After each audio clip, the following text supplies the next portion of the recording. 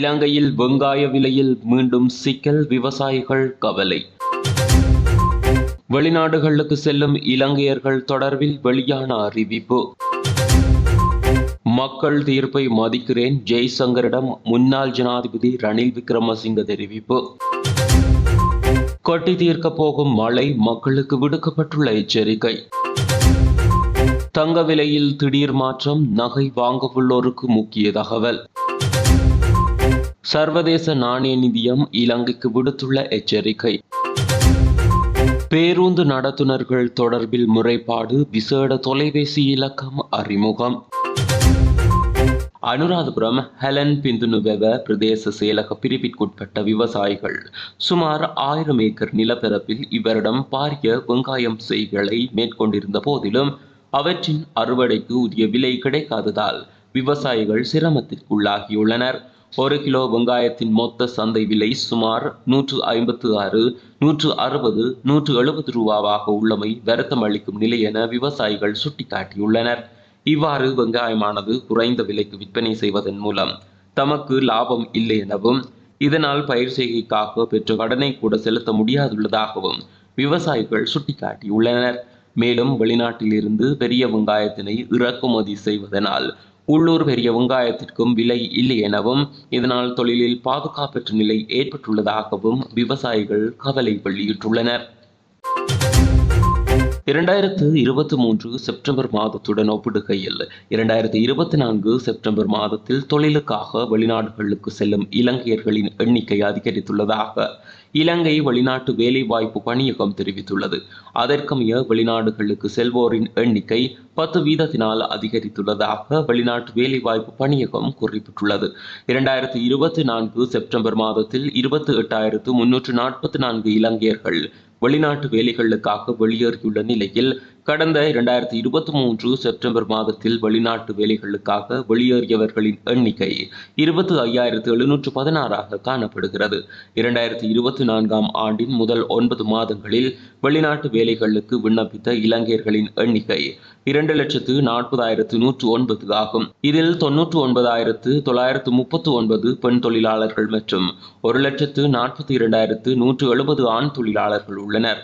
குறித்த காலப்பகுதியில் 70,396 பயிற்சி பெற்ற தொழிலாளர்கள் வெளிநாட்டு வேலைக்காக நாட்டில் இருந்து வெளியேறியுள்ளதாகவும் தெரிவிக்கப்பட்டுள்ளது.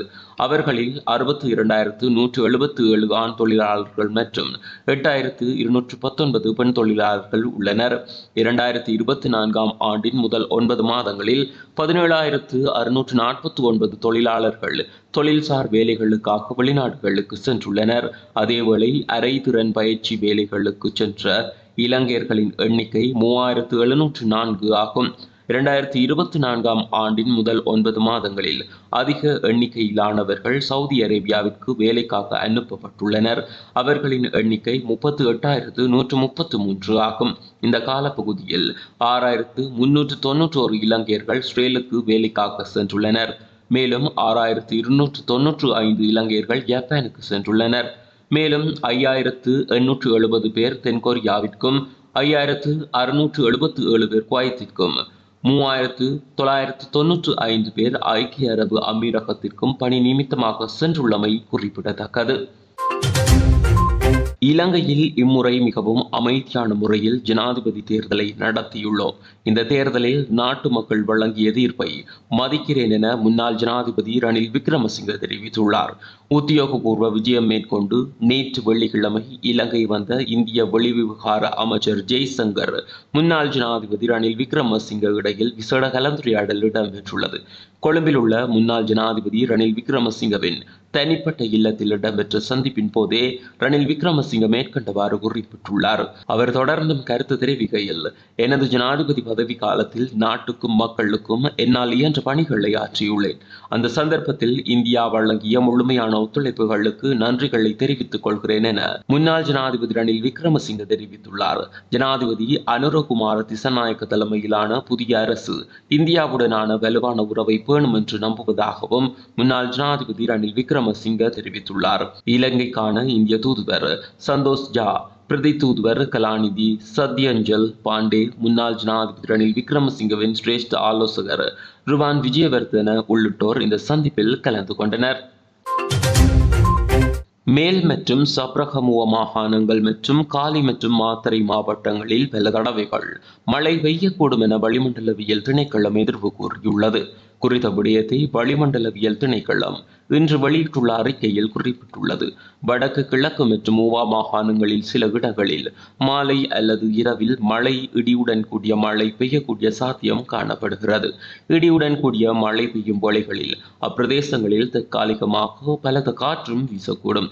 மின்னல் தாக்கங்களினால் ஏற்படக்கூடிய பாதிப்புகளை குறைத்துக் கொள்ள தேவையான முன்னெச்சரிக்கை நடவடிக்கைகளை எடுத்துக் கொள்ளுமாறு பொதுமக்கள் அறிவுறுத்தப்படுகிறார்கள். இலங்கையில் கடந்த சில மாதங்களாக தங்கத்தின் விலையானது சற்று ஏற்ற இறக்கத்துடன் காணப்படுகிறது. கடந்த சில நாட்களாக தொடர்ந்து அதிகரித்து வந்த தங்க விலையானது நேற்று மீண்டும் அதிகரித்துள்ளது. அந்த வகையில் ஒரு அவுன்ஸ் தங்கத்தின் விலையானது 7,87,908 ரூபாவாக காணப்படுகிறது. 24 கேரட் தங்கம் கிராம் ஒன்றின் விலை 27,800 ரூபாவாக பதிவாகியுள்ள அதே வேளை 24 கேரட் தங்க பவுன் 2,22,350 ரூபாவாக பதிவாகியுள்ளது. அதேபோல 22 கேரட் தங்கம் கிராம் ஒன்றின் விலை 25,490 ரூபாவாக பதிவாகியுள்ளதுடன் 22 கேரட் தங்க பவுன் ஒன்றின் விலை 2,03,900 ரூபாவாக பதிவாகியுள்ளமை குறிப்பிடத்தக்கது. இலங்கை எதிர்நோக்கக்கூடிய பாதிப்புகள் மற்றும் நிச்சயமற்ற நிலைமைகள் குறித்து சர்வதேச நாணய நிதியம் இலங்கைக்கு எச்சரிக்கை விடுத்துள்ளது. சர்வதேச நாணய நிதியத்தின் தொடர்பாடல் பிரிவு பணிப்பாளர் ஜூலி ஹோசாக் இந்த எச்சரிக்கையை விடுத்துள்ளார். வாஷிங்டனில் ஊடகவியலாளர்களுக்கு கருத்து தெரிவித்த போது அவர் இந்த விடயத்தை குறிப்பிட்டுள்ளார்.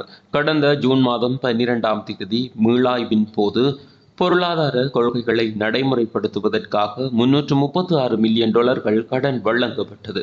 பணவீக்கத்தை குறைத்தல், பொருளாதார வளர்ச்சியை ஏற்படுத்தல், கையிருப்புகளை அதிகரித்தல், வருமானத்தை அதிகரித்தல் போன்ற பொருளாதார மேம்பாட்டு திட்டங்கள் வெற்றிகரமாக முன்னெடுக்கப்பட்டு வருகின்றன. எனினும் ஏற்கனவே எச்சரிக்கை விடுத்தது போன்று பாதிப்புகள் மற்றும் நிச்சயமற்ற தன்மைகள் தொடர்ந்தும் நீடித்து வருவதாக தெரிவித்துள்ளார். குறிப்பாக உறுதியளிக்கப்பட்ட சீர்திருத்த நடவடிக்கைகளின் வேகத்தை தொடர்ந்தும் தக்க வைத்துக் கொள்ள வேண்டியது அவசியமானது என சுட்டிக்காட்டியுள்ளார்.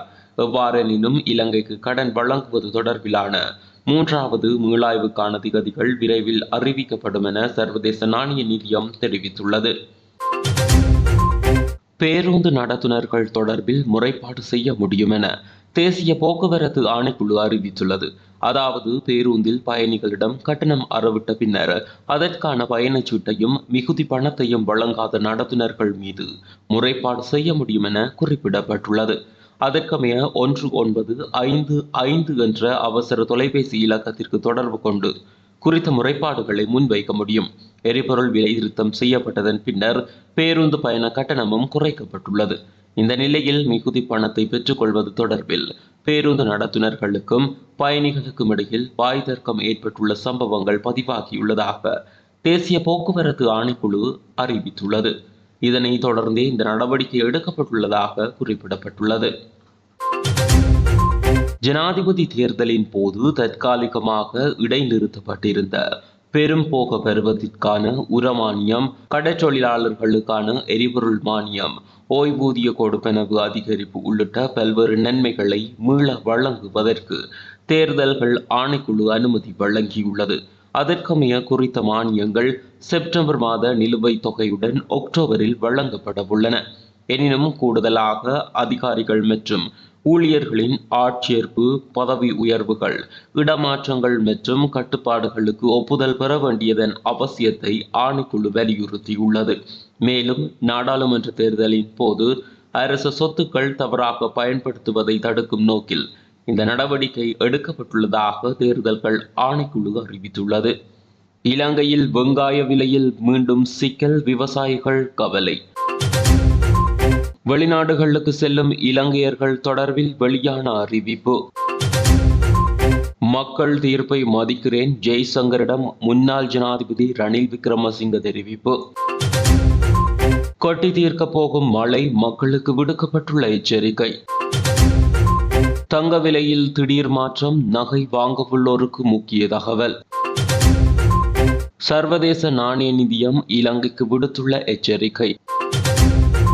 பேருந்து நடத்துனர்கள் தொடர்பில் முறைப்பாடு விசேட தொலைபேசி இலக்கம் அறிமுகம்.